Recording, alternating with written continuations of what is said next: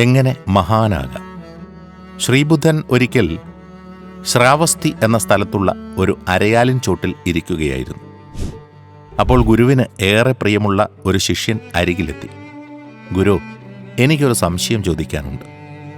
ഓഹോ, വേഗം ചോദിച്ചോളൂ. ഗുരു അനുവാദം നൽകി. ആരാണ് ഗുരു ഒരു മഹാനായ മനുഷ്യൻ? ശിഷ്യൻ ചോദിച്ചു. ഒരു മഹാനാകണമെങ്കിൽ പല ഗുണങ്ങളും വേണം. ശ്രീബുദ്ധൻ ചിരിച്ചു. അവ എന്തൊക്കെയാണ്? ഒന്നാമതായി, നല്ല കുലത്തിൽ ജനിക്കണം. പിന്നെ നന്നായി വിദ്യ സമ്പാദിച്ചവനാകണം. പോരാ, കൂടുതൽ ധനം വേണം.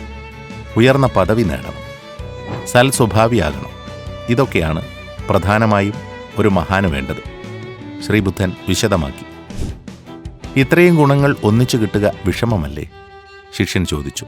അതെ, അത് വളരെ വിഷമമേറിയ കാര്യം തന്നെയാണ്. ആകട്ടെ, ഇക്കൂട്ടത്തിൽ ഒരു ഗുണം ഒഴിവാക്കാമെങ്കിൽ അതേതാണ്? ഇതിൽ കുലമഹിമ വേണമെങ്കിൽ ഒഴിവാക്കാം. കുലമഹിമയിലല്ല, ഓരോരുത്തരും ചെയ്യുന്ന കർമ്മത്തിലാണ് അവൻ്റെ മഹത്വം കുടികൊള്ളുന്നത്. അപ്പോൾ പിന്നെ 4 ഗുണങ്ങൾ. അതിലൊരെണ്ണം ഒഴിവാക്കാൻ പറ്റുമോ? പറ്റും. ധനത്തെയും വേണമെങ്കിൽ ഒഴിച്ചു നിർത്താം.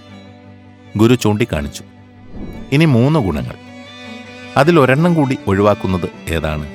ഇനി ഒഴിവാക്കാവുന്നത് പദവിയാണ്, ബുദ്ധൻ പറഞ്ഞു. ഇനിയുള്ള 2 ഗുണങ്ങൾ വിദ്യയും സൽസ്വഭാവവുമാണ്, അല്ലേ? അതിലൊരെണ്ണം കൂടി മാറ്റിവെക്കാൻ കഴിയുമോ?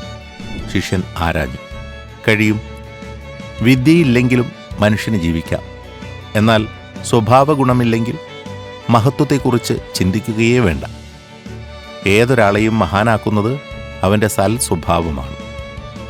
ഗുരു വിശദമാക്കിയപ്പോൾ ശിഷ്യന്റെ മുഖം തെളിഞ്ഞു.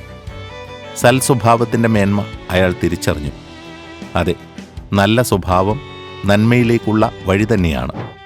അതിനാൽ കുട്ടിക്കാലം മുതൽ തന്നെ നമുക്കും സൽസ്വഭാവികളായി വളരാൻ പരിശ്രമിക്കാം.